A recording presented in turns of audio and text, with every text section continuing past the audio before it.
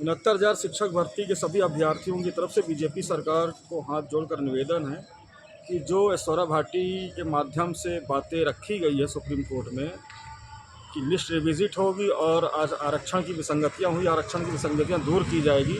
हम सरकार से निवेदन करना चाहेंगे, माननीय मुख्यमंत्री जी से, साथ में उप मुख्यमंत्री ब्रजेश पाठक जी, उप मुख्यमंत्री केशव प्रसाद मौर्य और साथ में शिक्षा मंत्री संदीप सिंह जी से भी कहना चाहेंगे कि आरक्षण के साथ साथ जनरल की भी विसंगतियाँ हुई है, तो लिस्ट जब रिविजिट किया जाए साथ में साथ जनरल का भी विशेष ध्यान दिया जाए, क्योंकि कहीं ना कहीं जनरल का भी इसमें नुकसान हुआ है। तो अगर लिस्ट रिविजिट हो तो उसमें आप विशेष तौर पे यूआर की स्थान देखें कि यूआर में कितने ऐसे भाई बहन हैं जो जनरल की सीट पे नियुक्त हो गए हैं। उनको हटा के एक सब कैटेगरी चाहे तो बनाएं, सब कैटेगरी बनाने के बाद ही पता चलेगा यूआर में एक्चुअल कितनी सीटों का नुकसान हुआ है और कितनी सीटें शेष बची है।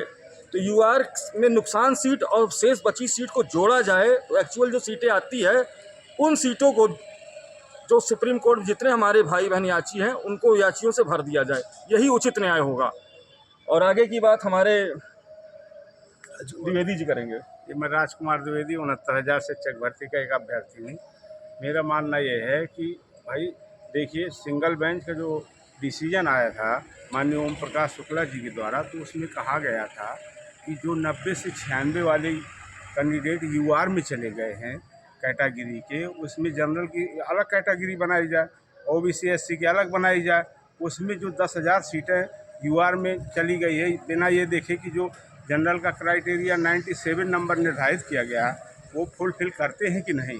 तो जनरल भी याची लाभ के लिए सुप्रीम कोर्ट में खड़ा है। तो माननीय सरकार से मेरा निवेदन है कि अचयन जनरल की संख्या 1,000 के अंदर ही है, तो उनको भी सरकार रिविजिट करते समय ध्यान रखे, या जो अलग से कोई सीटें दे रही है तो उस पर अचयन जनरल का विशेष ध्यान रखा जाए, क्योंकि वो भी जो नौकरी से वंचित है और बहुत ही परेशान है और बहुत ही मानसिक प्रताड़ना का शिकार हो रहा है। तो माननीय मुख्यमंत्री जी की न्यायप्रियता और पारदर्शिता पर हमें पूरा विश्वास है कि जो भी लिस्ट बनेगी पूर्णतः पारदर्शी और सभी वर्ग सभी कैंडिडेटों को ध्यान रखा जाएगा। हम सरकार से ये भी कहना चाहेंगे, जो यूआर में गलत तरीके से नियुक्ति पाए हैं आरक्षण के भाई बहन, जिनका 90 से 96 के बीच में, वो भी हमारे भाई बहन हैं, उनको निकाला ना जाए, उनको एक सब कैटेगरी बना दी जाए। तो एक्चुअल जो सीटों का नुकसान हुआ है वो सीटें बची सीटों में अगर जोड़ा जाए तो लगभग 8,000 सीटें यूआर से आएंगी और 8,000 सीटें लगभग बची है।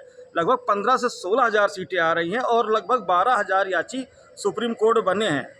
अगर यही 15,000 जो बची सीटें आती है, अगर इसको याचियों से भर दिया जाए तो ये भी एक उचित न्याय होगा और सभी अभ्यर्थी खुश हो जाएंगे।